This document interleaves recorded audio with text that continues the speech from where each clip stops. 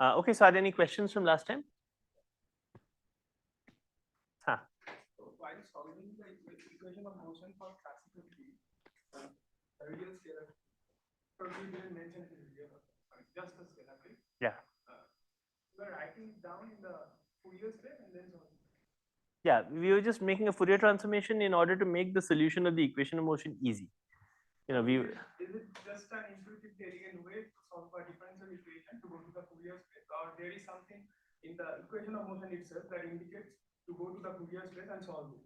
I mean, linear equations you can often solve easily by going to Fourier space because linear equations become like, you know, simple in Fourier space. Here we have a partial differential equation, so it's just easy. But I mean, I don't know, you could have written down the solution some other way. It's not, yeah, it's just I mean, it's just a technique to get the solution. In the end, once you have a solution, you can verify it, right? I don't know what the question is exactly, but it's not like there's something very deep here. Basically, the structure of the equation, so that I am going to the Fourier space and trying to solve. I mean, it's the waves or so. I'm trying. Yeah, it is a wave equation. It is a wave equation, right? Because it's giving you traveling waves. So it's exactly a wave equation. So like we solve wave equations by going to Fourier space. And I'm not exactly sure what you're asking, but there's nothing, I mean, there's nothing very deep. It's a standard technique to solve differential equations, which is, you know, when you have linear differential equations of this kind, you can solve them by going to Fourier space. It's important it's a linear equation, right? If it had been nonlinear, it would not have been so easy to Fourier transform it. That's all. Linear equations are often easily transformed by going to Fourier space. Okay. Okay. Are there other questions? You have one more question?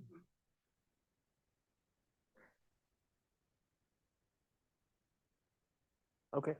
We haven't really recovered any question that we had about the solution. We haven't really recovered any proof out of the solution. It means anyway form a basis for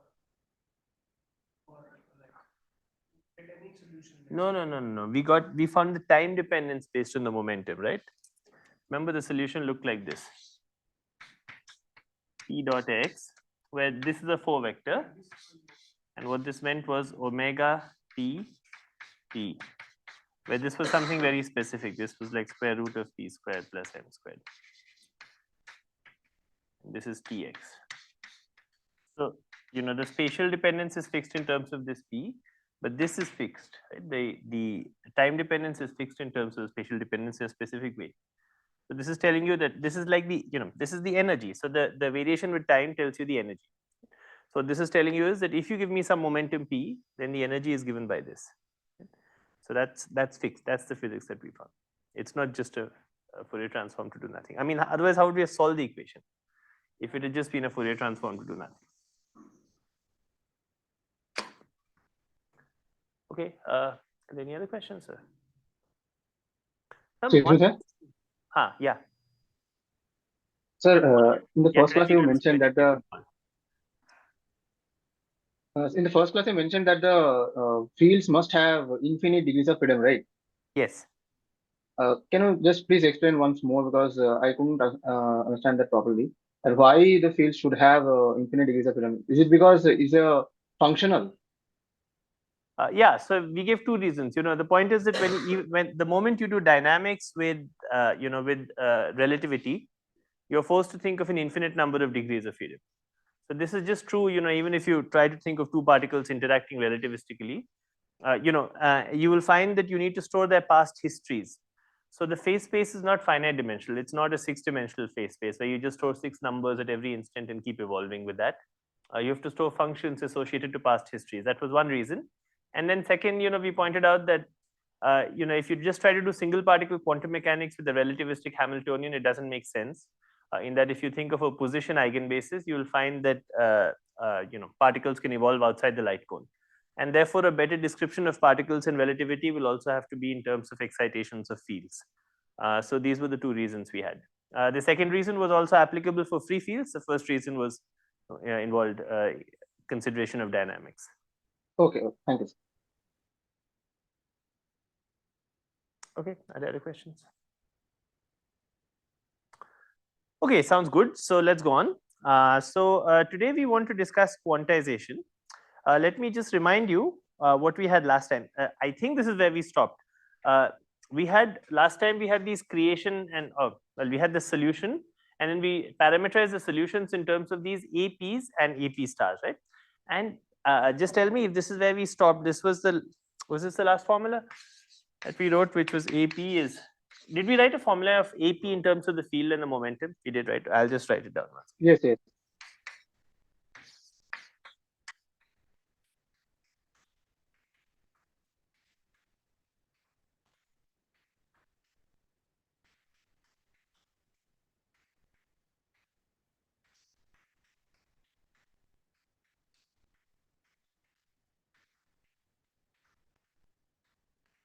Okay, and AP star is just the conjugate of this. Okay, so I won't write that formula, but this is just remember that this is a real field.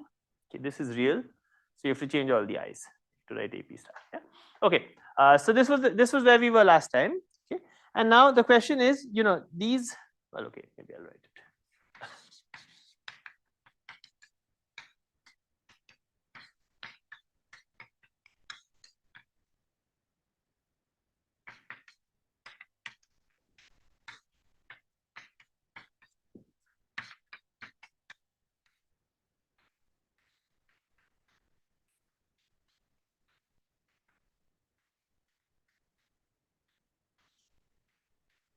Yeah. Okay. So these are just some coordinates in the phase space. Okay. So these are just coordinates in the phase space, as I said. So you could think of phi and pi as coordinates in the phase space, or you could think of AP and AP star as coordinates in the phase space. Remember that these APs, sometimes I might forget to write these arrows on top, but remember that these APs always are associated with the 3 momentum, okay, not with the 4 momentum. So I'm trying to be careful when we write Fourier transforms. When I write 3 momenta, I'm writing the vectors. Okay. When I write a 4 momenta, I won't write the vector signs. But if I forget at some point, you should be clear enough about this conceptually. You should know when it's a 3 momentum and it's a 4 momentum. Okay. So this is AP and AP star. Now the question is, how do we impose? How do we quantize this? Yeah. So the first thing to realize is that there is nothing conceptually new about quantizing a field. If I give you a particle, okay, so let's just take an aside. Okay, let's just take. We'll come back to what we need to do. But let's say I give you one particle, okay, and it has 1 degree of freedom, which is called x. Okay. What would you do to quantize it? Now, what you do to quantize it is you have a p, and you have an x, and you have a p, and these are coordinates on phase space, right?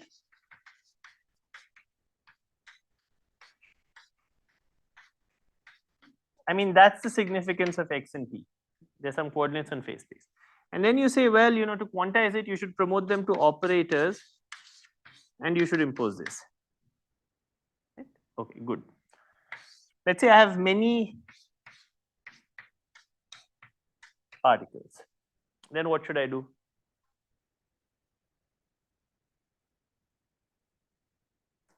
Right. So you impose this, right? Okay. In the case of the field, what are the degrees of freedom that we have? We have phi and pi, right? But these fields of the only thing that's slightly new is that these degrees of freedom are labeled by a continuous parameter x. Now, one thing I want to say, which is an important physical point, and I think it's really it's kind of important to understand, is that usually in physics, sometimes mathematically there are many subtleties associated with infinities, but in physics, you should remember that we don't know that the world is really continuous. Right? Maybe the world is discrete at some level. Right? So there can't be anything new about having a continuous set of degrees of freedom in principle. Okay? So in principle, it could be that in fact all the points that we have are labeled by some things, right?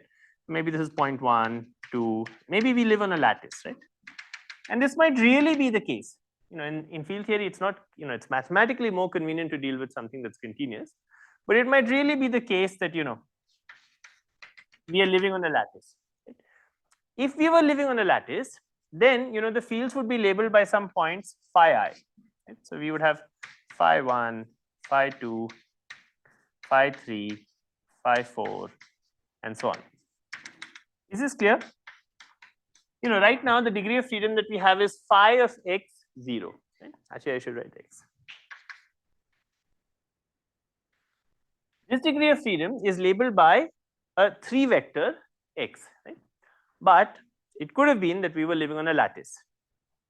And on that lattice, in fact, which is a countable lattice, I can label all the numbers in 1, 2, 3, 4, 5, 6 up to infinity, or maybe up to some finite number, up to 10 billion or whatever.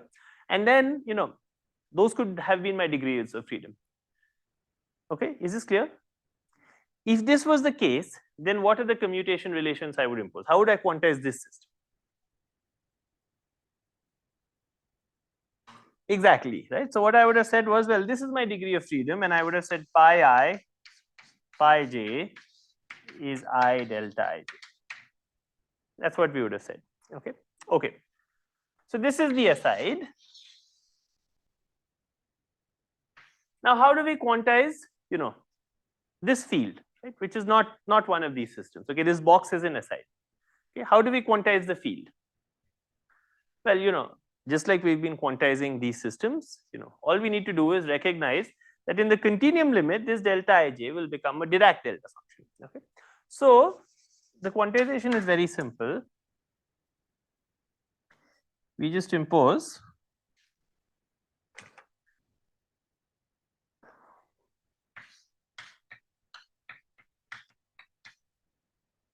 let me put a general T, okay.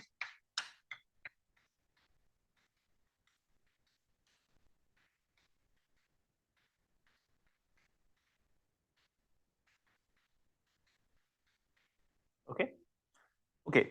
Notice that there's something, you know, I wrote things in terms of 0 here, but as we discussed, you know, this 0 you could have traded for, you know, some other time, as long as you put in the right factors of e to the I omega t here. So I could have written 0 here, but I just wrote a general time. Okay. Notice something, x and x prime could be different, you know, they're different, but on the right hand side you have a delta of x minus x prime. These times are put to be equal by hand. They're put to be equal by hand because, you know, when you look at the degrees of freedom, you look at the degrees of freedom on a Cauchy slice, on an instant. Okay. So you don't, there's no delta of t minus t prime that goes here. This is just equal by hand. These are sometimes called equal time commutation relations.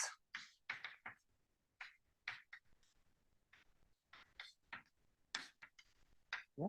And it's important that there's no delta of t minus t prime. There's a delta cube of x minus x prime. Okay. And you see why it's very natural to impose this in quantum mechanics. This is how you should quantize the system, just like we quantize the system here. Okay, good. Are there any questions about this? Okay, so in principle we are done. You know, this is the quantum mechanical theory. But of course, we need to understand what the consequences of imposing these equal time commutation relations are. Okay? This is just something that's just exactly true. You know, it doesn't require even the field to be linear. This is how you quantize the theory. Is it? Yeah. Is there any equal space commutation relations like this? Is there any what? Equal space commutation relations. Equal space commutation relations. No, no. What would that mean? You don't Like impose commutation relations on, yeah. We can think of it as a Heisenberg picture and that is a Schrodinger picture, like that. No, no, no, no. First of all, okay, one thing to say here is, you know, these operators, because they're time t, are in the Heisenberg picture. Okay. You know, if you were to think of the Schrodinger picture, then you would only think of the operators at one instant of time, say at time 0. Okay. And then you would still impose pi of x and phi of x. Sorry, phi of x is equal to I delta of x minus x prime in the Schrodinger picture. But you know, here I've put in some time t, so these operators are in the Heisenberg picture. But there's no such thing as equal space commutation relations. You know, equal space commutation relations. You know, when we want to impose commutation relations on the degrees of freedom at an instant of time. Right?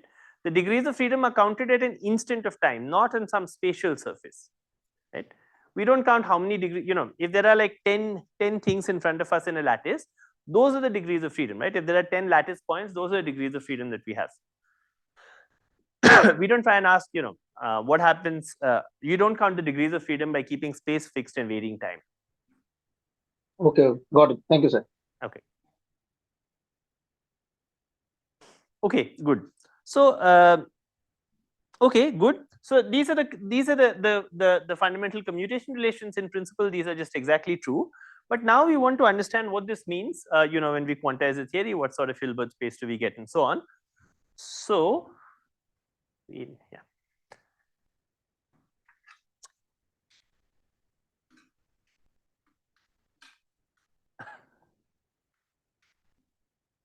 Last time Ashik was in my class, he kind of knew how to tell this board to move up. Maybe one of you has the skill.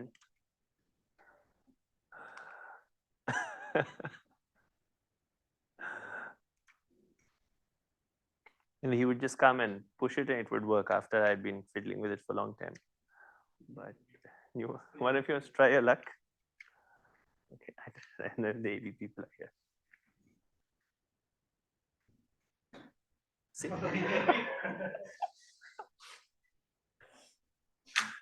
Exactly. Okay, good. Fine. Okay, good. What we want to understand is, you know, what these commutation relations look like in terms of these other variables that we have, which are AP and AP star. Okay, because those are also coordinates in the phase space. Okay, so we already have an equation, and we want to work out what AP and AP prime star is. Okay, I'll call it dagger now, because you know when we write this will now become the Hermitian conjugate. I was using star earlier because they were just C numbers, but you know now that we're talking about operators, it makes sense to talk about the Hermitian conjugate. Okay, good. So let's see if you can. Yeah. So remember, what is not commuting? That the integrals over x, but x is actually a dummy variable. Okay. So what is not commuting there is the phi and the pi. Yeah. Okay. Now there's an omega p here and a minus I over 2 omega p here. Okay. So let's see if we can make this work. So we will get minus I over 2 integral phi of x0 phi of x prime 0 e to the minus I p dot x.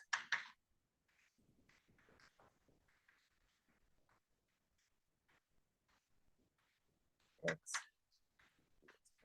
Okay. So you should check my calculation as I do it. You see, I took the first phi and the pi on the right. Okay. So there's an omega by 2 and there's a minus I by 2 here. Okay. So, but there's a 1 by square root 2 omega p. So I got a 1 by 2 and a minus I. Okay. I wrote the first integral as d3x, and the second integral, you know, the x is a dummy variable. So I'm just calling it x prime. Okay. That's this e to the I p prime dot x prime. The p and p prime are fixed from here. Okay. There's one more term which doesn't commute, which is coming from there, which looks like a plus I by 2 into phi of x0 into phi of x prime 0 into e to the minus I p dot x e to the plus I p prime dot x.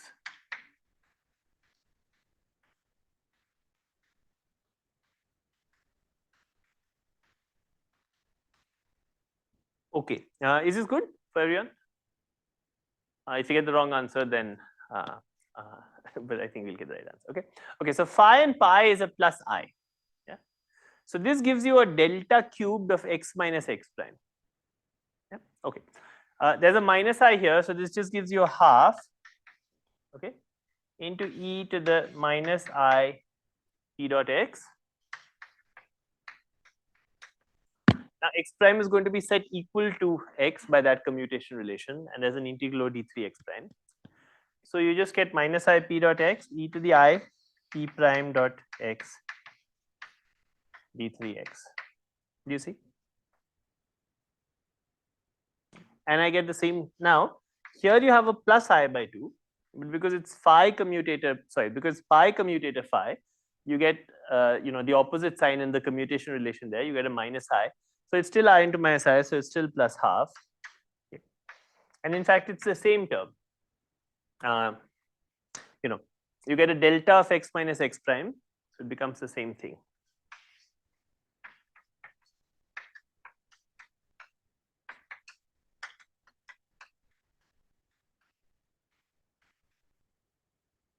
Yeah, okay. Now this integral is just an integral over all of x of p minus p prime dot x. Okay. So this actually just, so these are the same integrals. So you just get a factor of 1 and then you get 2 pi cubed times delta cubed of p minus p prime. Okay. Okay, so that's the commutation relation that we've got. Okay. So that's the commutation relation for AP and AP dagger. Now let's say we worked out the commutation relation for AP with AP prime. Okay. Then AP with AP prime, you know, let's just see what would happen here. Let's say, you know, instead of a minus I by twice omega p, let's say I wanted to compute the commutator of AP with AP prime.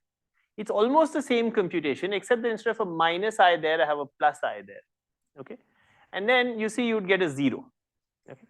So the same relations tell you that AP with AP prime. And of course, the Hermitian conjugate of this is that. Okay. Okay.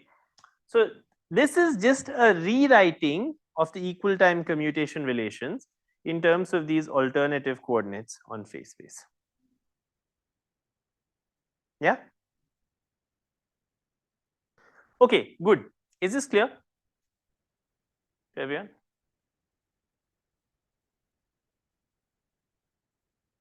Quantization, so we turned phi and pi into operators.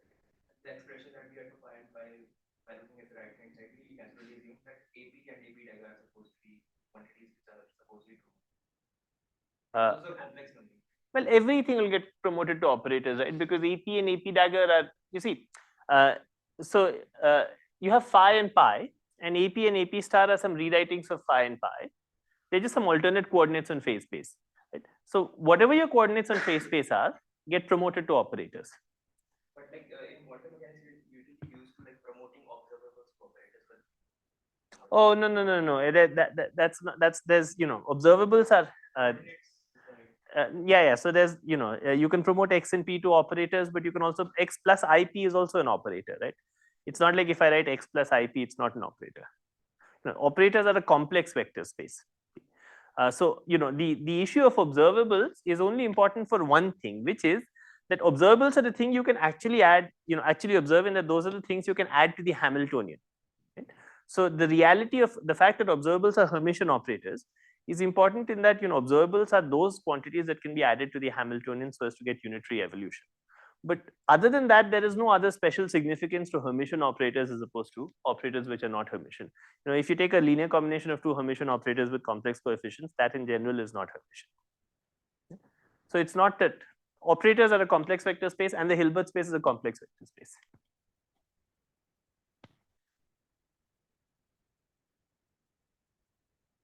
Okay. Are there other questions? Okay. So those are our canonical commutation relations. By the way, you know, if you don't ask questions, it's not clear to me if this is because you are understanding everything and have seen this before, or if it is because some of you are understanding something and some of you are not understanding anything, or and so on, right? So it will help actually if you just ask me questions just to clarify if there's something you don't understand. It will help me also pace things. Okay, good. So these are the commutation relations. So the second term should have a volume element. Could have a volume. No, there's no volume. Why volume? Like so two terms, right? Okay, yes. There's a 2 pi cube. Okay. That's not a volume. That's just a 2. No, that's a normalized factor, right? So e to the iax over d3x is 2 pi cube delta of a. Yeah. Not no volume.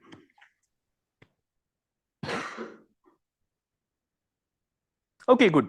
So you know, the next thing we want is we want the Hamiltonian in terms of these APs and AP daggers. Okay. So we have the Hamiltonian, of course, in terms of the phi's and the pi's. But to quantize the theory and to understand what the Hilbert space is, it's convenient to also get the Hamiltonian in terms of the APs and AP daggers. Yeah. So, oh, come on.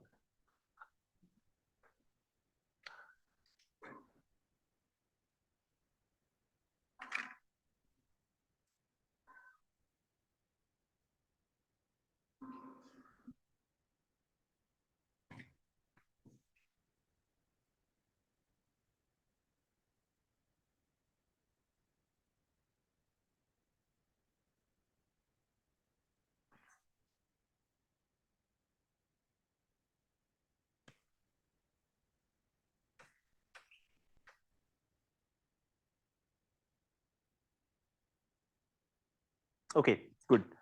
So remember, we had an expression for the Hamiltonian which we worked out the first day, which was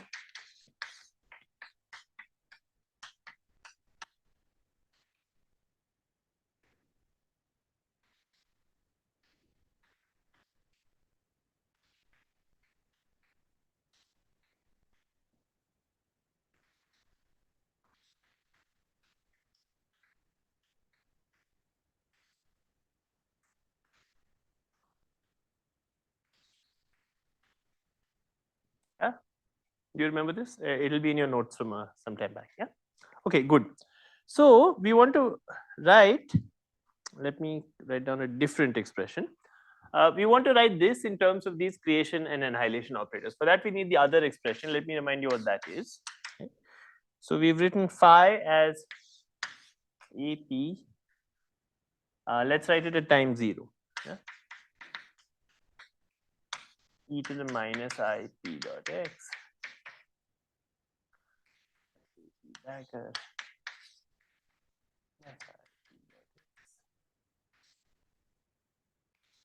D3p.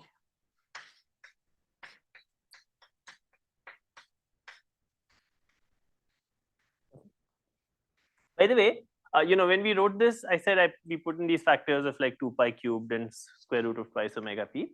And of course, as I said at that time, we kind of put them in because we wanted to.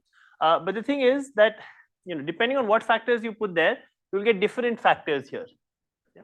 If you change those factors, that's just like renormalizing, or not renorm, just rescaling APs and AP daggers. Okay. So of course, you're free to change those factors. But if you did that, you'd get slightly different commutational relations there. Okay, and pi of x0 was I square root of omega p by 2 dagger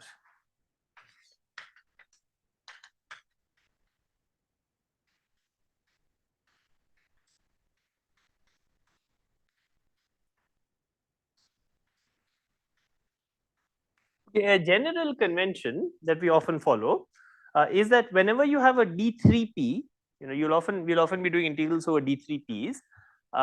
Then, or you might even have a d4p. Then every dp integral goes with a 1 by 2 pi. Okay, so and every delta function that you have comes with a factor of 2 pi. Okay, that's just that just makes it easy often to keep track of factors of 2 pi because there are lots of 2 pi's in quantum field theory. And to keep track of that, one convention is to do this, is to keep, so you have a d3p here, so you keep a 1 by 2 pi cubed, okay, and you have a delta there, so you keep a 2 pi cubed. You don't have to follow this convention, but it's just a standard convention that helps you keep track of things. Yeah. Okay, good.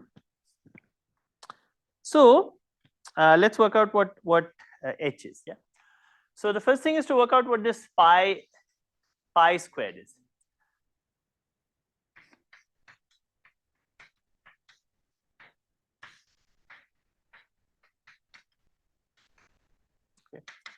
Okay, so we'll get many terms, yeah, and so you have to take two of these guys. Okay, here p is a dummy variable. Last time x was a dummy variable. Here p is a dummy variable, whereas x is fixed. But you take pi of x0 square, and then you also integrate over x. Okay? So in the end, you'll get some integral which will look like d3p, d3p prime, d3x. And then you'll get a 2 pi to the 6.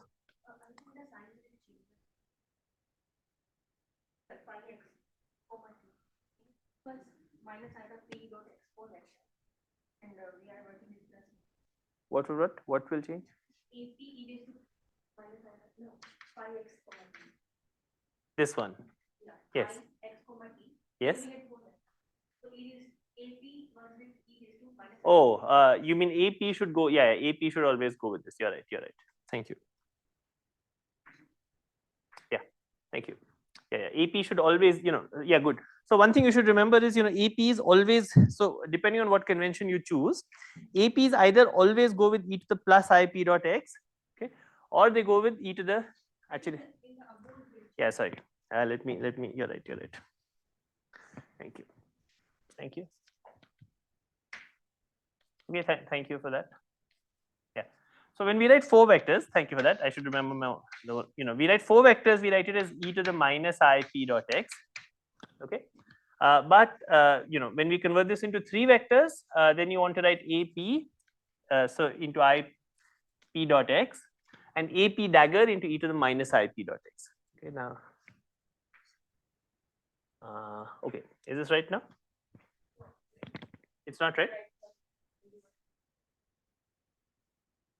No, AP dagger goes with e to the minus IP dot x. Yeah, AP goes with plus IP dot x. Yeah. Okay, good.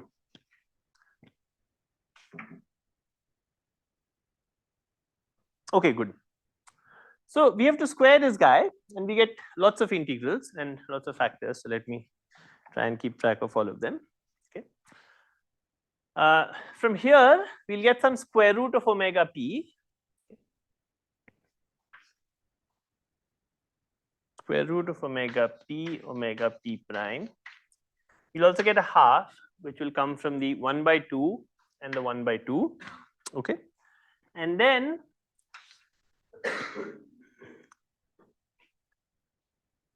just from here, we have an I and one more I. So you'll get AP dagger. Just work this algebra out. Okay. It's not, it's just, there's just lots of factors, but it's not something which is very, very complicated to keep track of. Yeah? Minus I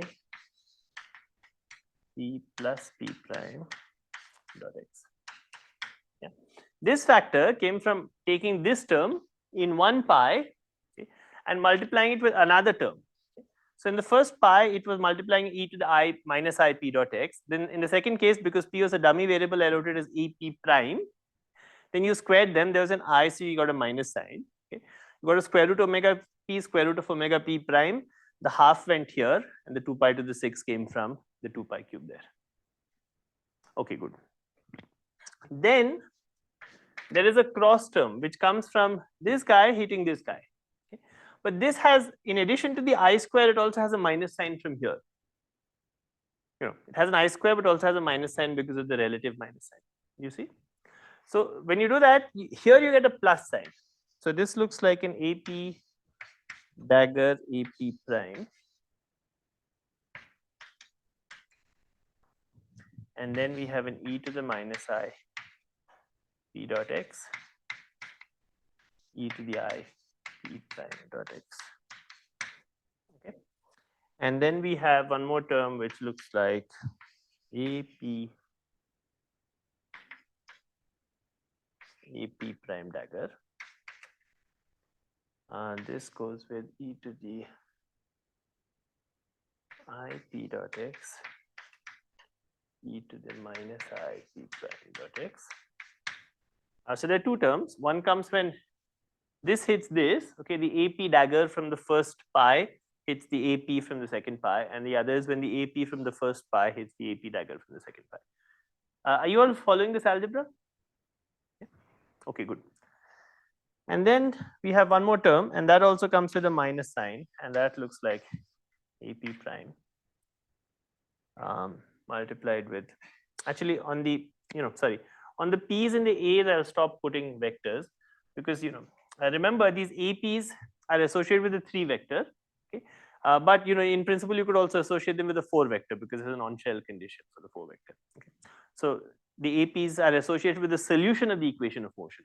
And the solution of the equation of motion, you could put a 3 vector, but also a 4 vector. So I'll stop putting these signs here. Also because I'll just forget them half the time.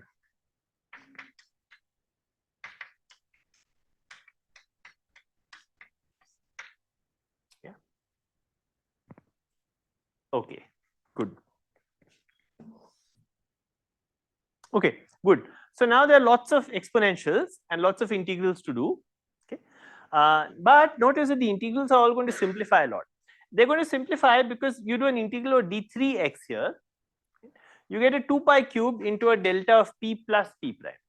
That tells you that p prime is minus of p, which is fine because we have 3 vectors.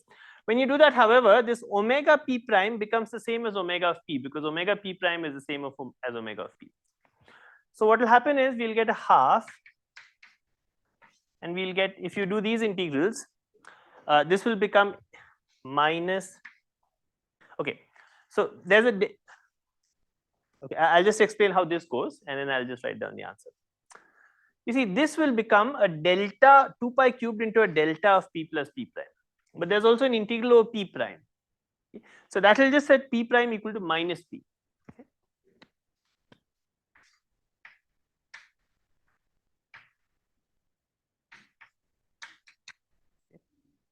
Now I do need to write. Okay, remember minus p means that only the spatial part is flipped. Okay, of this. Okay, so just be careful of this. Yeah. Okay. Okay. Then we get AP dagger times AP, which comes from here. Okay. Then we get AP times AP dagger, which comes from here. The reason here you don't have a minus sign is because you get a p minus p prime here. Okay. So when you put the delta function, that just sets p equal to p prime. And that's because in the creation operator and the annihilation operator, the exponentials have opposite signs. Did you see that? Okay, so you get this. And then here you get back this guy, which is minus AP prime. Okay. And then the whole thing is multiplied with omega p, and we have a d3p by 2 pi cubed. And I think that's 1 second, and one more factor of 2, I think. Let me check my factors. Yeah. Okay, I think this seems good. Yeah. The factor of 2 didn't cancel with anything. There was a 2 pi to the 6th. Okay. The 2 pi to, we got from here a 2 pi cubed of delta of p minus p prime. So one factor of 2 pi just went away in that. So we are left with 2 pi cubed. There's a factor of half which didn't cancel with anything, which is just sitting there, and there's a factor of half outside. Okay. This you can think of as omega p by 2 if you like.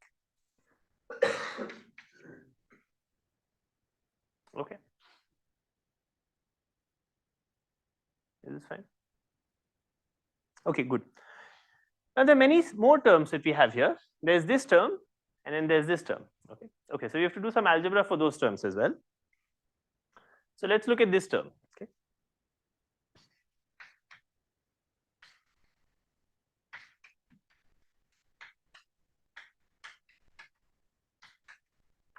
Okay. Now this calculation is kind of similar, okay, except there are some differences. Notice there's a 1 by square root 2 omega p here. Okay. And in the case of pi, we had a square root of omega p by 2. Okay. So here what will happen is we'll get an integral. This will look like half. The same kinds of integrals, d3p, d3p prime, d3x. Okay. And then we have a 2 into 2 pi to the 6th. Okay. But here we'll get a 1 by square root of omega p prime. Okay. Okay. That's because we have a 1 by omega p here. Okay. Okay, good. However, we also have some other differences, which is that, remember, this is a del phi. Okay. So the del phi acting here pulls down an IP, and acting on the other, on AP dagger, pulls down a minus IP. Okay. So if we work out what this is, we will find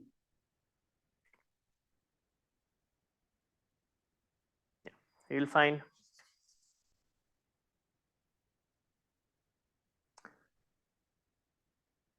there's a minus sign, but we'll get a p dot p prime ap dagger ap prime dagger, okay, into e to the minus I p plus p prime dot x. The minus came from the minus I multiplying a minus I. Then we get a p dot p prime. You see why p dot p prime? Because del phi square actually means del phi dot del phi. Yeah. Okay. Then you guys will really have to do this algebra on your own, because I'm just telling you how to do it. But unless you do it on your own, it won't work. From here we'll get again a p dot p prime, okay. But this time with a plus I. Okay. Get a p dot p prime, and again you'll get ap dagger ap prime. Okay. From one side you'll get a minus IP, from the other side you get a plus IP. And same here. Get a plus p dot p into e to the minus IP dot x e to the I p prime dot x. And then we'll get one more term which will look like plus p dot p prime into a p prime dagger into e to the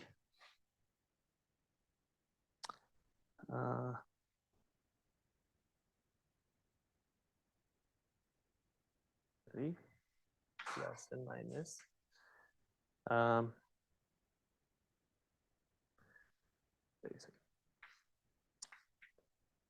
AP prime dagger, and then AP goes with e to the IP dot x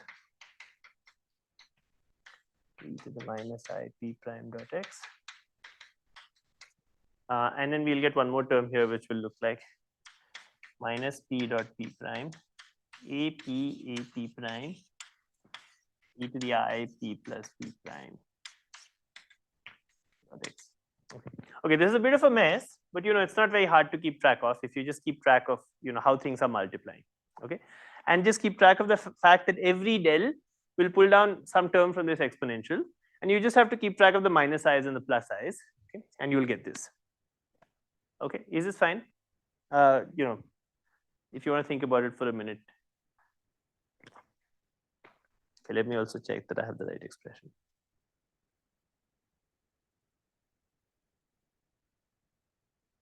Good. However, now notice what will happen. You see, here we are going to do the integral over x, right? When we do the integral over x, here p prime is going to be set to minus p. So even though it's minus p dot p prime, in the end it's going to become p squared. Okay, this is p dot p prime, but here p prime is going to be set equal to plus p. So this will also become p squared. This will also become p squared. Everything will become p squared. Okay, so when we do this, let's just go to the next board.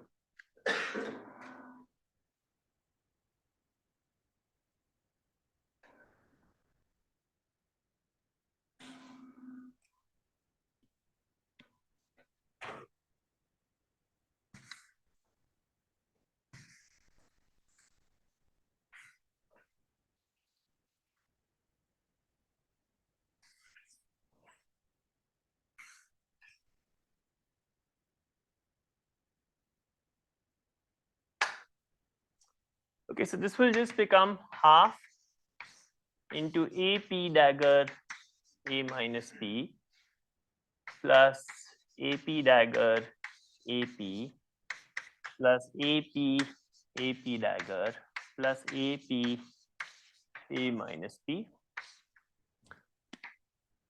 The whole thing into P squared by 2 D3P by 2 pi cubed and an omega P here. Okay. Why omega P? Because you had omega P into omega P prime, that just became omega P, and the whole thing became a P square. Is this clear why this came about? Yeah. Okay, what about the m squared phi squared term? In fact, that's the easiest to work out. We won't do the algebra again. but it doesn't have any derivatives or anything, so you just have to multiply all those terms together and do the integrals for the delta functions. We'll find that m squared phi squared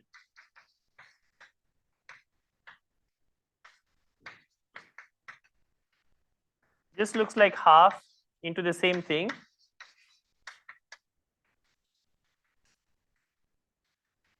There are no signs, there are no i's, in fact, there's nothing. It'll just come, it's just all automatic.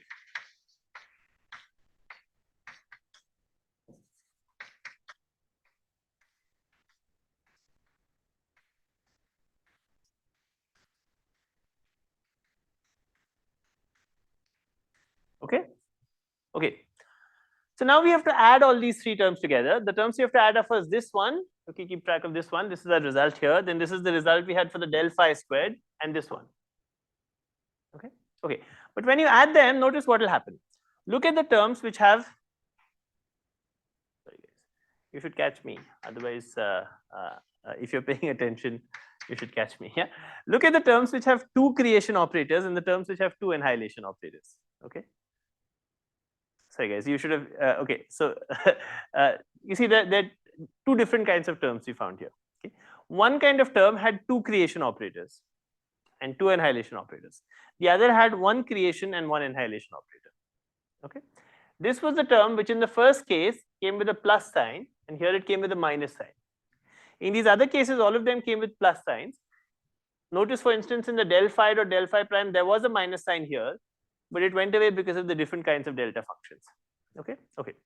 So now see what happens if you add everything together. When you add first this p squared plus this m squared term here, that is the same as omega squared. That will just cancel from here and give you another factor of omega. Okay. So this whole thing, if you just look at, I won't write it once more. But if you just look at the del phi squared term plus the m square phi squared term, that also looks like an omega into this, the same kinds of terms, except that the sign is different. In this case, in the case of the del phi square plus the m square phi square term, the sign is plus for everything. Here the sign is minus for the ones which have two creation operators and the ones which have two annihilation operators. I'm using the term creation annihilation, we haven't justified it yet, but the A's I mean annihilation and A daggers I mean creation. Okay. But it's plus for these.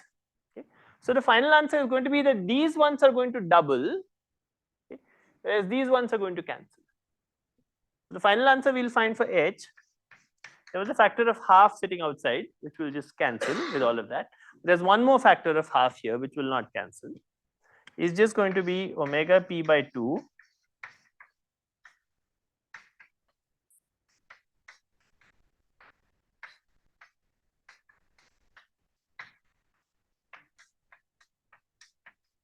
okay. So that's going to be the answer we find for the Hamiltonian.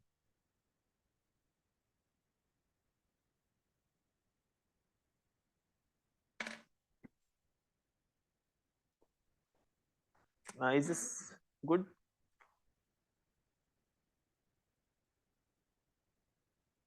Okay, good.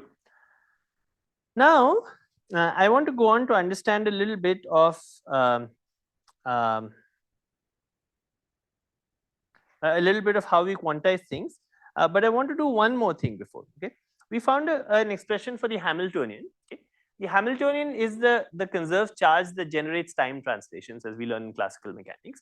However, we might also want to ask what's the expression for the momentum, okay, in terms of these coordinates. Okay, so momentum here, not in terms of the momentum that's conjugate to phi, but in terms of really the generator of translations in space.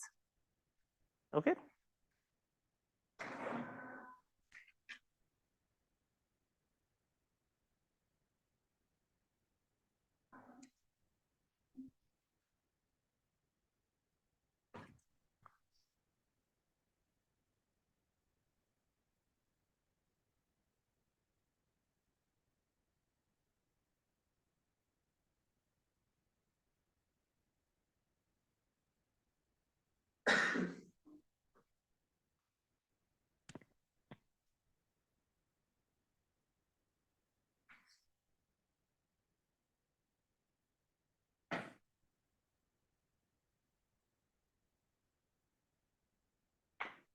Okay, so this we found was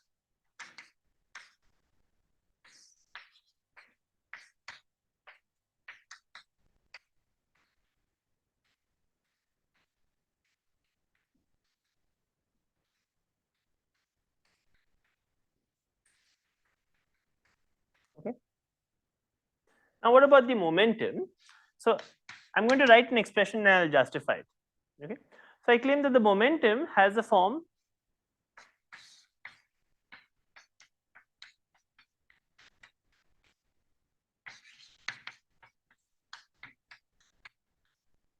okay. Why does it have this form? Okay. You see, what do we want from this momentum? You see, let's say we work out what its commutation length relations with phi are. Okay. I'm going to explain. I'm trying to explain now. I've written down some expression for P. I'm trying to explain why it's the correct expression. Okay. So I want to understand what the commutation relations of P with phi are.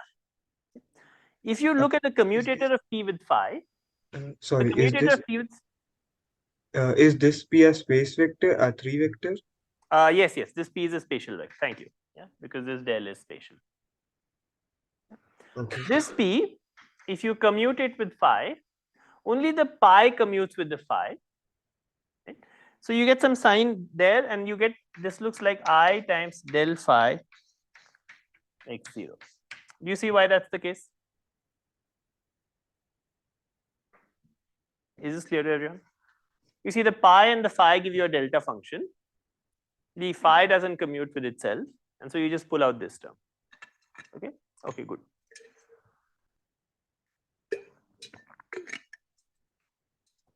What this means is that if you look at phi of x plus epsilon, like a small term, okay, this looks like e to the minus I p dot epsilon phi of x0 e to the plus I p dot epsilon. You see, because what will happen if you expand this exponent out? If you expand this exponent out, you will get the commutator of p with phi, and p with phi is del phi. You know that this is equal to phi of x0 plus epsilon dot del phi x0, right? This you know, this is a definition almost of the derivative. And you can see from here, if p has the right commutators with phi, then this is also going to work. Okay, so this is also is going to be phi of x0. Okay, and then we have a minus ip from here and a plus ip from here. Did I get the sign wrong? 1 second. Minus. No, it's correct. Minus I p commutator phi of x0. Okay, and that again is correct because you see the minus I combines with the plus I. Okay, and we get epsilon dot p.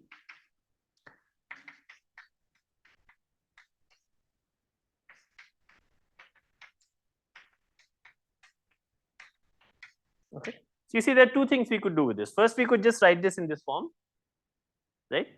Or we could write it, and I'm pointing out this is also equal to this, which comes from just expanding this unitary out to first order and epsilon, and you get this. Okay, and you use the commutation relation of p with phi to get a del. Is this clear? So we see that both ways of understanding this phi of x plus epsilon work correctly, and therefore this operator is a thing that generates translations in space. I emphasize this p is not the same as what we've been calling the momentum pi. This is, momentum in some generalized sense, in some phase space sense, that's conjugate to phi. This p is really the momentum that you're more familiar with, in that it's the momentum that generates translations in space. But here it has this expression in terms of the conjugate momentum to phi and in terms of phi. Is this clear what I just said?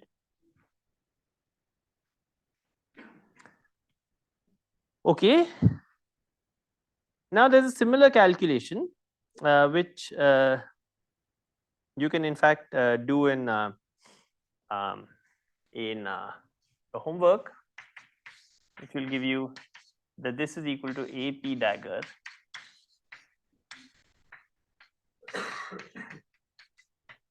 okay, just take this and expand this out in terms of creation annihilation operators and you will find that this is the case. Okay.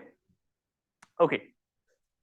I'm going to erase the justification for why this was correct, but these are the results that we found.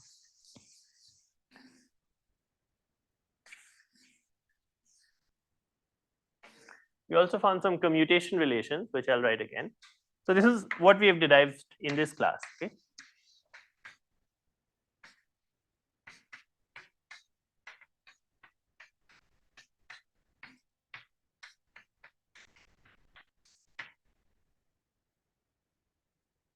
Okay. So these are the three results we have derived in this class. Is this clear? Okay, good. Now we need to work out one last set of commutators, which are the commutators of H with AP. Okay. So let's also look at the commutators of H with AP, or H with AP dagger first. Okay. You see, to work out the commutators of H with AP dagger is not hard because we already have an expression for H in terms of these operators, and these commutators are just delta functions. Okay. So if you do that, you'll find that this just looks like omega P AP dagger. Okay. And H with AP minus omega P AP.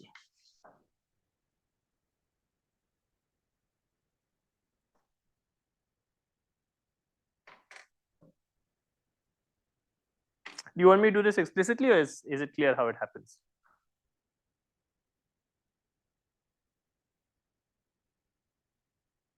Do you want me to do this? Do the algebra, or can you see it's correct? You see, you have this. So this is a dummy variable, this D3P, right? Here, so you can, let's think of this as D3P prime. When you do the commutator, you will get a delta function which will set P prime equal to P. Okay? And one of these commutators, you'll take either the AP dagger in this case, you'll take the AP, or you'll take the AP dagger in this case. Okay, and it'll just run. Excuse me, sir. Yeah. In the commutation relation of AP and AP prime dagger, that P and P prime are three vectors, right? Yes, they're three vectors. Yes.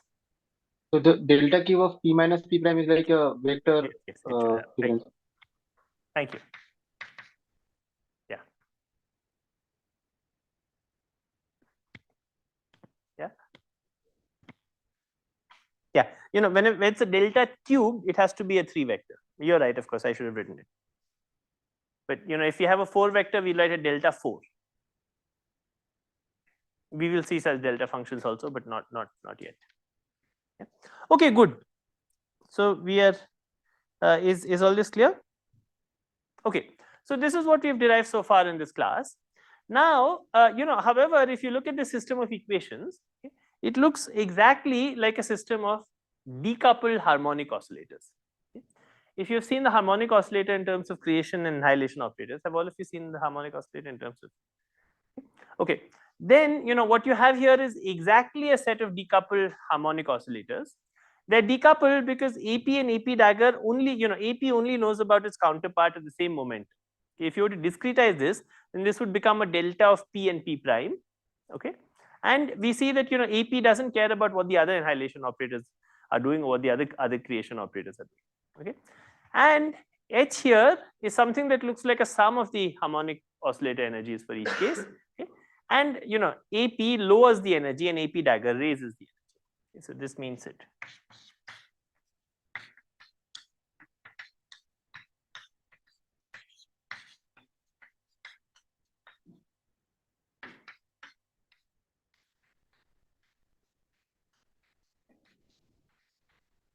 Okay.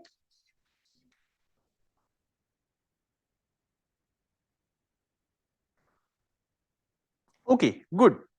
So now we can construct the Hilbert space, and the first step in constructing the Hilbert space, okay, is to find what the vacuum is. Okay, and well, what is the vacuum? the vacuum we want to define as a state with the lowest energy. So let me go to a different board. This is some set of results that we have.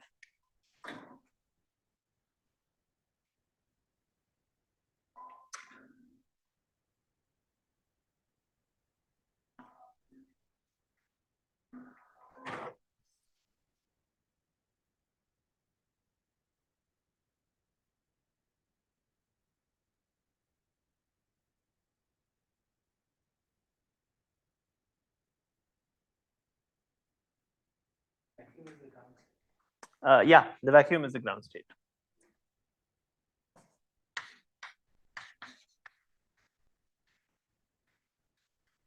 Ground state, if you like. So this is the state in the theory, in the Hilbert space, which has the lowest possible energy. If it has the lowest possible energy, it means that you shouldn't be able to act on it with AP. Because if you acted on it with AP and you found a different state, then that state would have even lower energy. So you define the vacuum to be the state which has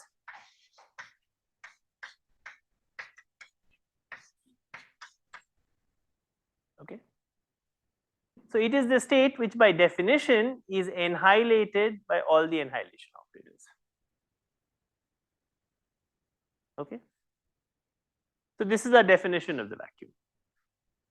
Okay. So this is the state with lowest energy.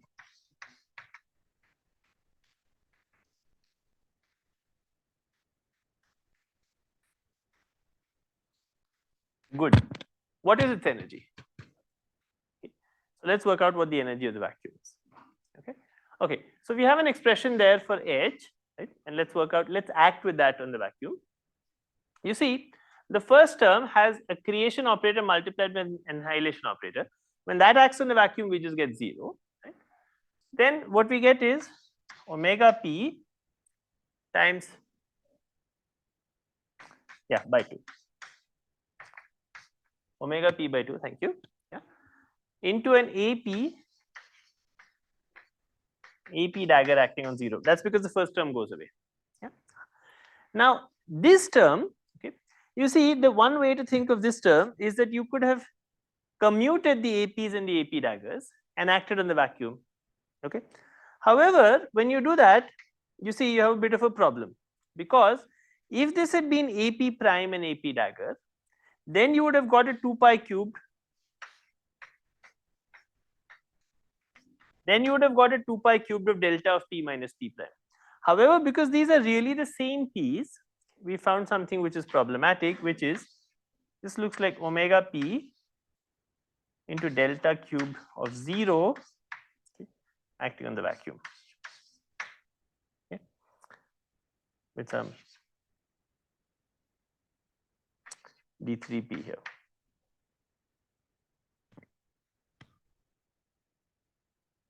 Okay. Okay. So that's a problem, of course. Because what does this delta cube of 0 mean? Okay, this is a nonsensical expression. And what does it mean to say that you have the energy of the vacuum is this constant, is this infinite constant, which just looks like omega p d3p multiplied with a delta cube 0. Okay. Now, in fact, you have seen something like this happening before. And the place you've seen this is in the fact that the harmonic oscillator has what's called sometimes a 0 point energy. Okay. The 0 point energy is an energy which is half of omega, or sorry, there's an omega p by 2 here. It's half of omega, okay, for each mode. However, here you have an infinite number of modes, and that's where this is showing up here. Okay. Okay, good. So what do we do now with this expression, which doesn't make sense? Okay. So the first thing is that we don't have to worry about it so much. We don't have to worry about it so much because, in principle, okay, is it clear why we got this expression, which is a puzzling looking expression? It came about from using these commutation relations and noting that this p was set equal to p prime. Yeah. If you like, I could have written this as p prime and a p and written a delta cubed of p prime minus p and then done it. Is it clear why we've got this to everyone? Yeah. Okay. Now you see, so we have So it looks like the vacuum has infinite energy.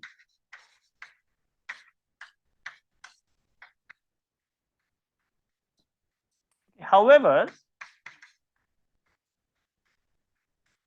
only energy differences are observable. So this is point 1.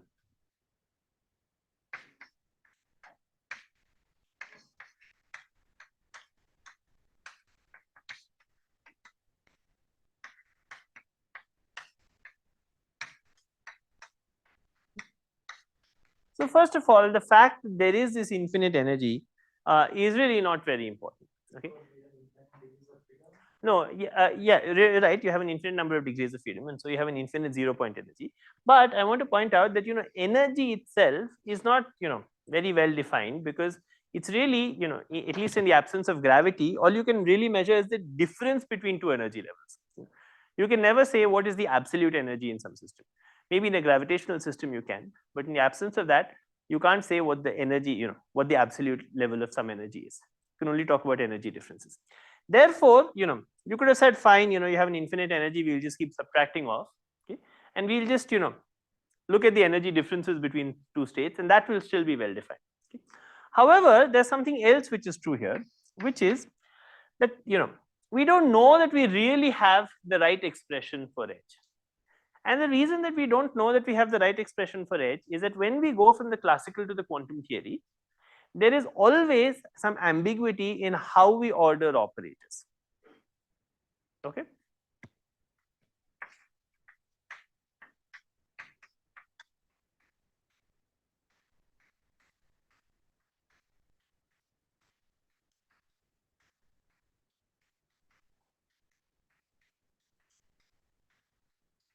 What does that mean? You see, let's say in the classical theory, I have some expression which looks like xp.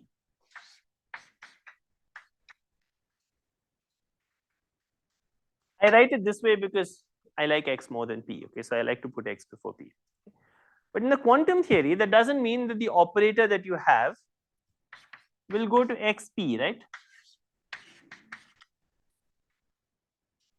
This is not necessarily true, because somebody else could have said, well, I like px, and therefore the operator in the quantum theory should have been px, right?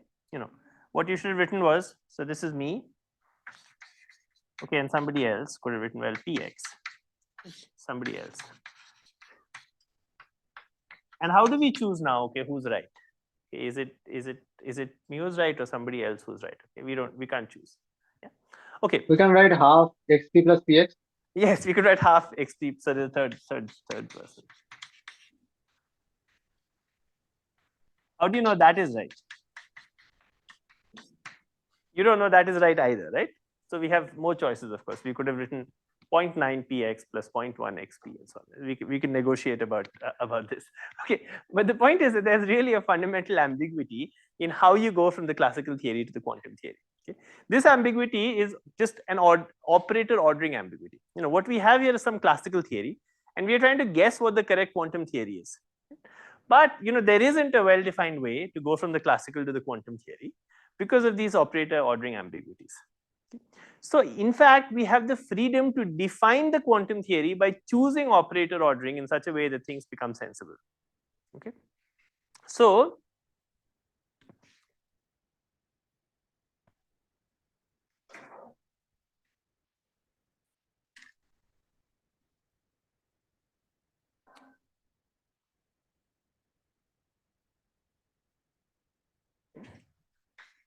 we can choose operator ordering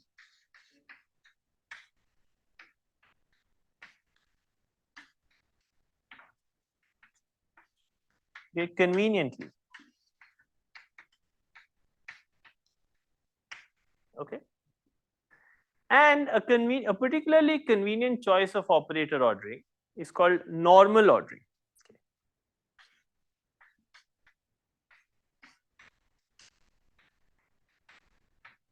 Okay. What does normal ordering mean? It's denoted by this kind of a symbol. Okay. These two colons like this. Okay. And it means all annihilation operators go to the right.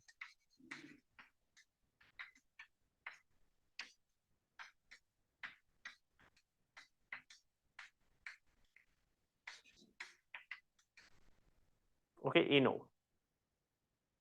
So you give me an operator O, and the normal ordered version of O means that you push all annihilation operators to the right. Okay. So for example, what's the normal ordered version of AP dagger, AP prime, AP double prime dagger?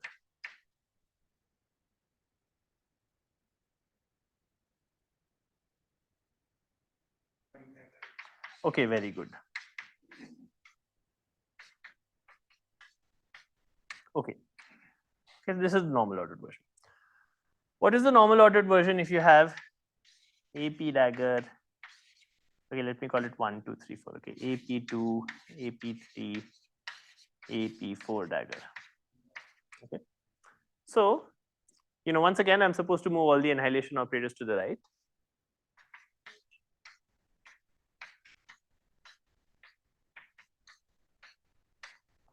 Okay, is what I wrote right or not?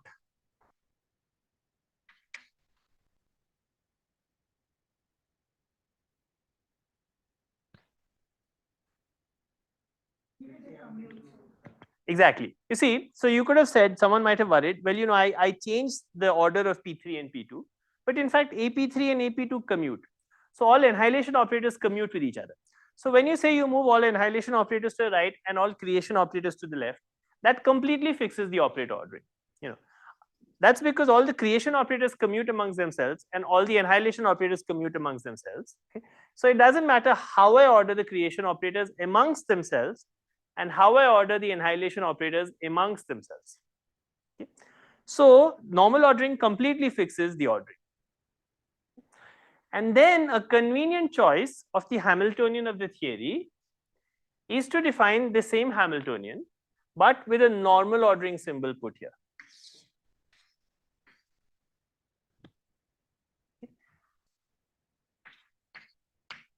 This is a choice. Okay, this is it's something that's going into the definition of the theory.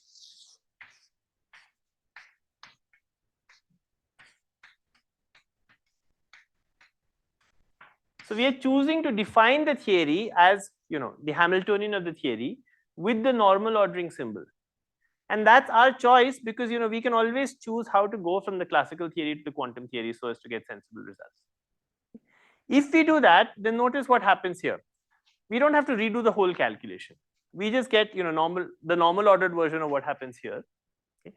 And the normal ordered version of what happens here just means that in this term as well, you push all the annihilation operators to the right. Therefore, this term becomes the same as this term. So we don't get a factor of 2 and we just find this.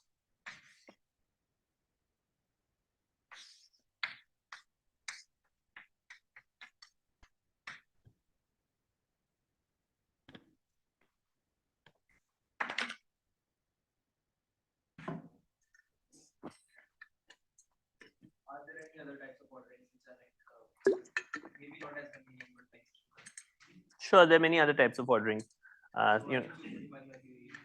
You can choose to define a theory in this way. The convenience of this choice, of course, is that the vacuum has zero energy, as we'll see. But as soon,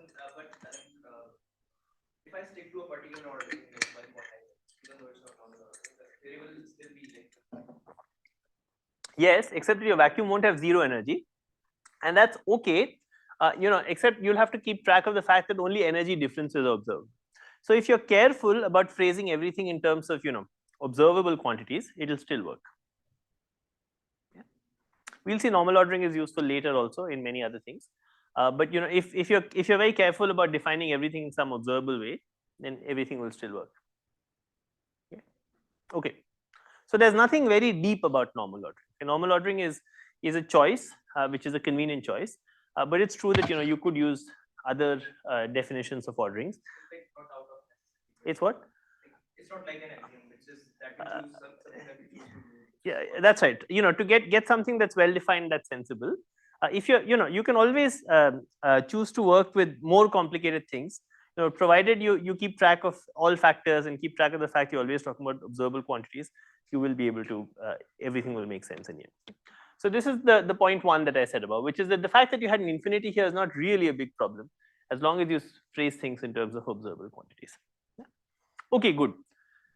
But we'll choose to normal order, and if we normal order, we'll find that's the expression for the Hamiltonian. With this choice, we'll find now a different result. With this choice of H,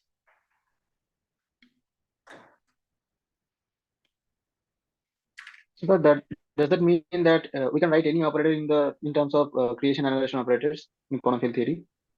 sorry, I could not hear. Could you please repeat? Does that mean that we can write any operator in quantum field theory in terms of creation and annihilation operators? Like we are using all the annihilation operators to the right. So if there are other operators present, then their ordering will also matter, right? Yeah, good. So thank you for that question. Good. You see, the point is that in what we are talking about right now, in the free field theory, the full set of operators in the theory consists of phi and pi, right? But phi and pi I can write completely in terms of A's and A daggers. Right? So A's and A daggers are in fact, and products of A's and A daggers, polynomials in A's and A daggers are a complete basis of operators in the theory. There are no other operators, because the only operators in the theory we have are phi and pi. Right? Phi at different points in x and pi at different points in x, and polynomials in phi and pi. So those I could think of as polynomials in A's and A daggers. was asking that what are the other types of ordering that we can get? Yes. I mean, there can be only another one ordering in daggers to the right and left. No, there can be many orderings. You could choose to write things in terms of phi and pi and write pi to the right, or write maybe you could take an average where you take half of this plus half of something else, or symmetric, or you could do many things. Okay, so you can always choose to do many different things. You could choose to not order, you could choose to, I mean, not order means some ordering, but you could choose some ordering by hand, right? Which is what we did in the beginning, right? So you could do many different things.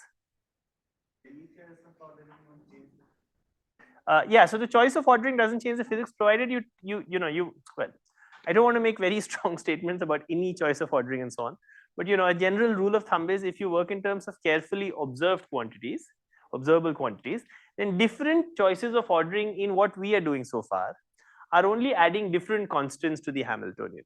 Okay. You see, what we have done here is we have, this choice of ordering here in the Hamiltonian is changed the answer by, some constant. And so different choices of ordering for the Hamiltonian are just adding different constants. And so that is not going to change the physics in some significant way. I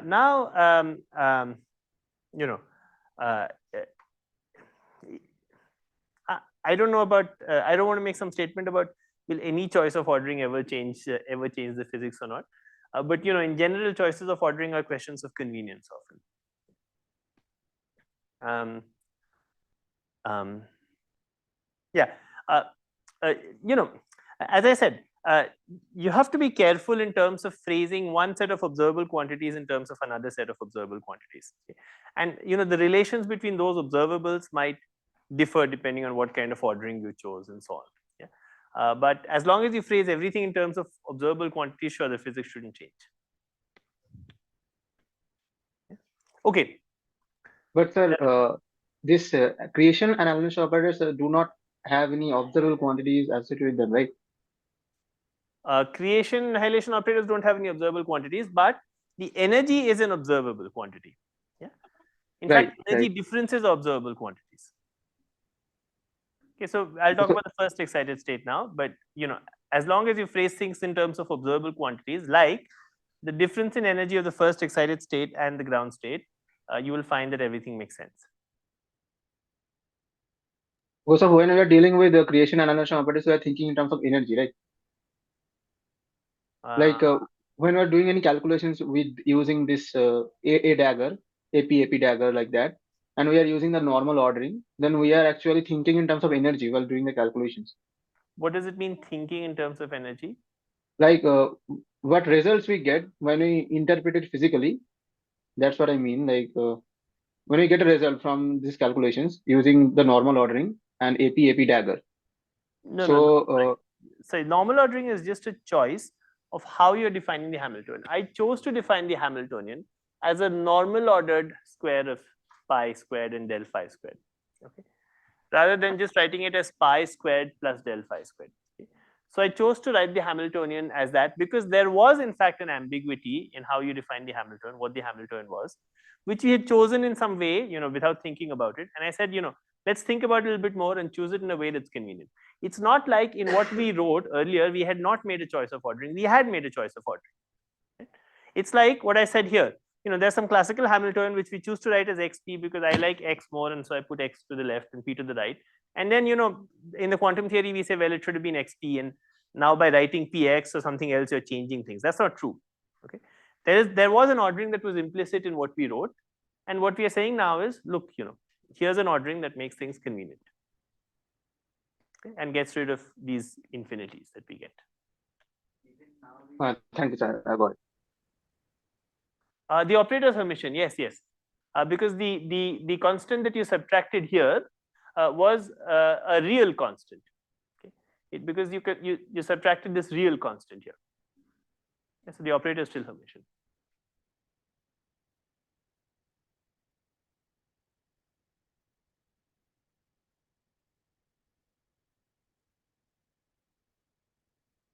Well, the place where we made the choice is in writing del phi squared. Okay, so we had del phi times del phi. Okay, and so we wrote this as AP dagger times AP. Now these are things which don't commute. Right?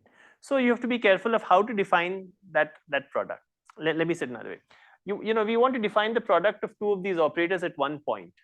Okay, and that product has this ambiguity inbuilt into it because that product consists of taking the APs and the AP daggers and multiplying them together, and then choosing some ordering for what you get. Okay? And that ambiguity of what ordering you choose is inbuilt into this. So we wrote something which looked like AP dagger plus AP dagger AP plus AP dagger. That was the choice of ordering. We were choosing to order things in some way when we wrote the Hamiltonian in that way. Right?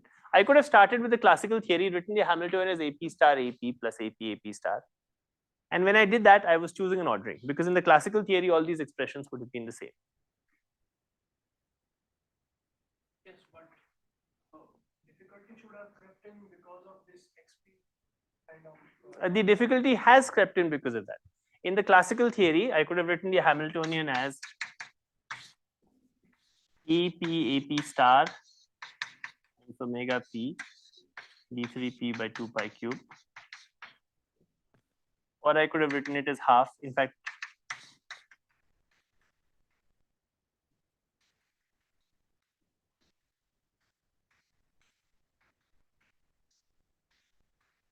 which are all the same thing, or as something else. I mean, not in terms of the writing the Hamiltonian. Yeah.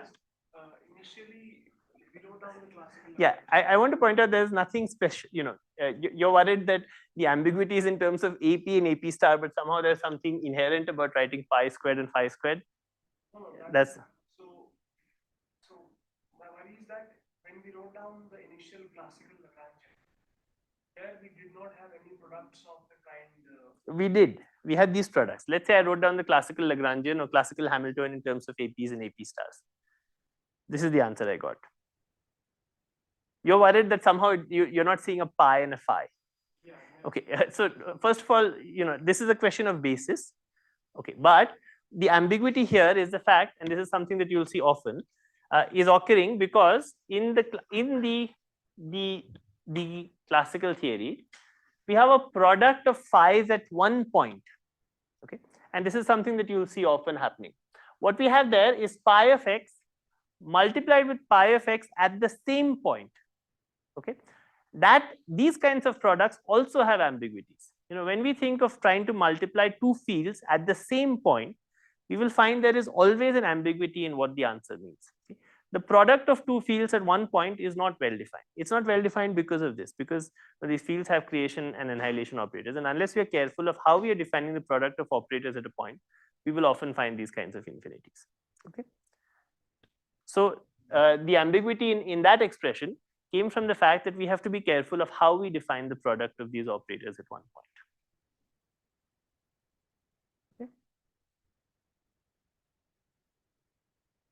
Okay. Anyway, now we've defined the theory with this normal ordering, and we found this. with this definition, we'll find that H and 0 is 0. Okay, with a slightly different definition of the quantum theory. Okay, I wanted to talk a little about. Oh yeah, maybe we have 5 minutes more. None of you are rushing for a bus or something, right? Let me say one more thing. Okay, good. So let's now talk about. So we have the vacuum, okay? And let's talk about the first excited state.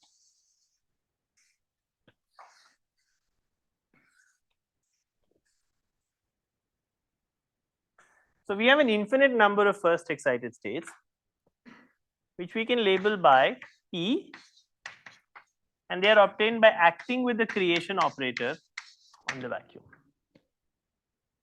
Okay. Let me just say a little bit about what the energy of the state is and what the momentum of the state is.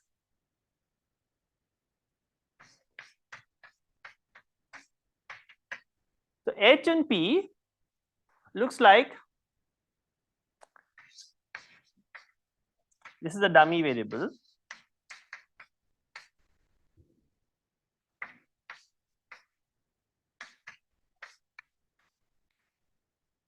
Okay. Now I commute this. There's a D3P. Yes. Now we'll always use a normal ordered version of the Hamiltonian. So this is now our definition of the theory. Okay. And so we have normal ordered it. And in fact, as we go forward, we'll always normal order products of fields at the same point. Okay. That's a simple way to get rid of these ambiguities that occur when you multiply fields at the same point. Yeah. So we write H and P. Okay. So this H looks like this. Now remember, you can commute this AP through this AP dagger at the cost of a 2 pi cubed of delta P minus P prime, and then this AP prime will annihilate it. Okay. So you see this just becomes omega P prime D3 P prime times the 2 pi cubed delta of P minus P prime, and that just looks like acting on vacuum.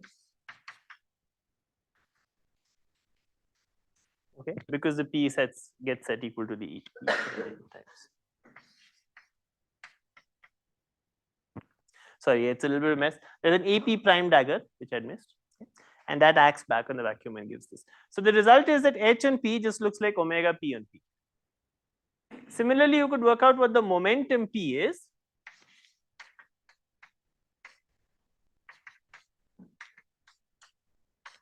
And this gives you this. Okay. So we have found there's a vacuum which has 0 energy. Okay. And then there is these excited states which have energy given by this. Okay. These are eigenstates, and they have momentum given by this. Notice that this energy and this momentum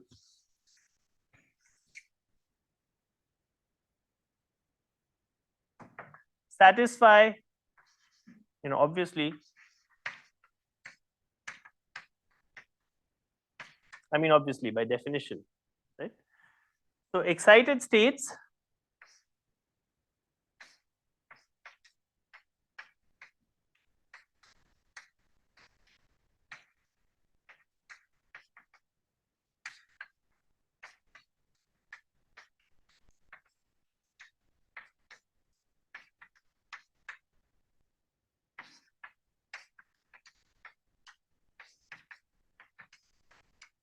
if you think about it, what kinds of states satisfy these relations?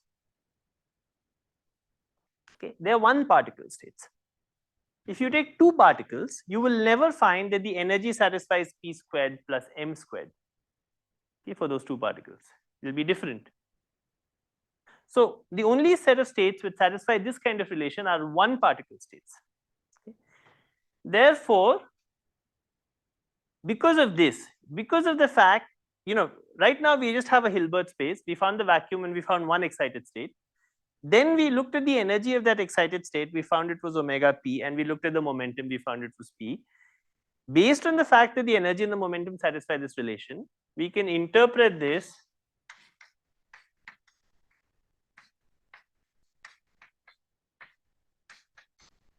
one particle states. Yeah.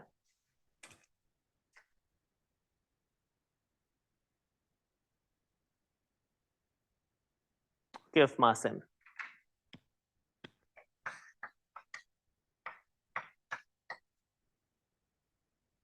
Okay. Okay. Next time we will see what the other particle states are. Let me just remind everything we derived today is mostly on the board already. We derived an expression for the Hamiltonian.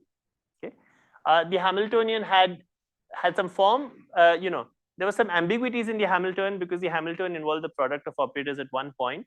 Alternately, written in terms of creation and annihilation operators involved some choice of ordering. We fixed that by choosing normal ordering. We got that expression for the Hamiltonian. Then we had some momentum. We got this expression for the momentum. Okay. We worked out also in the beginning the creation annihilation operator commutation relations. Okay. Then we said the creation operators raise the energy, the annihilation operators lower the energy. Okay.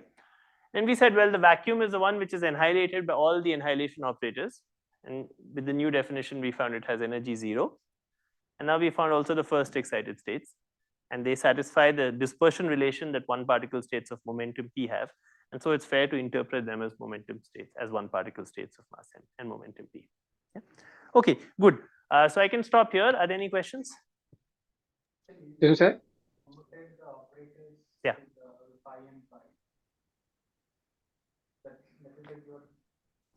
You're promoting a classical measure of the fields. You got AP and AP prime diagrams. I've written H in terms of AP and AP star. Found the measure of AP and star. Yes. Promote them directly to what? Yeah, sure. Yeah, you would have found AP and AP star. The Poisson bracket is delta cube. the same kind of. Yeah. Yeah, absolutely. Yeah. You just replace the Poisson bracket with the Dirac bracket. Yeah. For each momentum, you mean because there's one AP for every momentum? Yes, correct.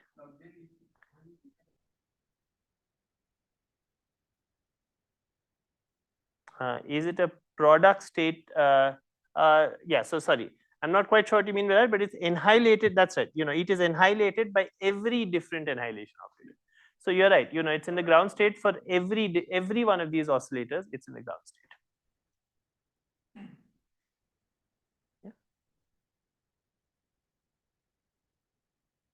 Yeah. That's what you're asking, right? It's in the ground state for every one of these oscillators.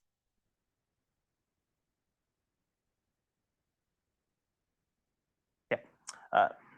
Okay. Are there any other questions, sir? Sir? Yeah. That P acting on ket P is equals to P and P. This right hand side P is a eigenvalue, right? The right hand side P is a what? Eigenvalue, right? Like momentum P, and the left hand side is the operator, if I'm understanding it correctly. Yes. Oh yeah. My this is, you mean this is capital P and small p. Yeah. Okay. Thank you. Yeah. This is an operator and this is a number. Yes, that's correct. And that P written above, like P equals to integral over d cube x, is a field momentum, right? That one on top. That's an operator. Okay. The one Okay, there. So, yes, right. That's an operator. Yes. Okay, so it describes the moment of the field, right? This is measuring the momentum of any state. This is the operator that generates translations in space, just like the Hamiltonian does. It measures the momentum of a state. So pi is the field momentum, right? Pi is the field. Yes, pi is the momentum that's conjugate to the field. Correct. Okay, then this P acting on P equals to PP. This gives a spectrum of the momentum eigenstates, right? It has not given the full spectrum, but it's told you that this set of states satisfies this momentum. We have not worked out the full Hilbert space, so none of this is telling us the full spectrum. Okay, good. So we'll stop here then.